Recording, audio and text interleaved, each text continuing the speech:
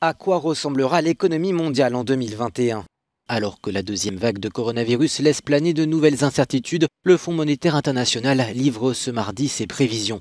En 2021, l'économie mondiale pourrait enregistrer une croissance de 5,2% après une chute de 4,4% en 2020, un chiffre moins élevé comparé aux prévisions de juin.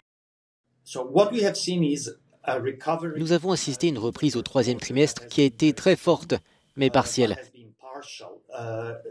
Elle a été très forte parce que le taux de croissance a été élevé car nous sortions d'un gouffre, mais elle a été partielle parce que l'activité n'a pas pu retrouver les niveaux qu'elle avait avant la pandémie.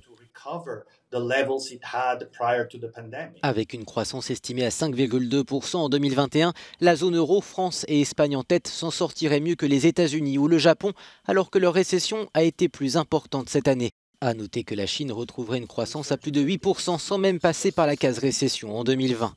Mais ces prévisions s'accompagnent d'un degré d'incertitude élevé. Si la résurgence de la pandémie persiste, explique le directeur adjoint du département de recherche du FMI, cela pourrait abaisser nos prévisions.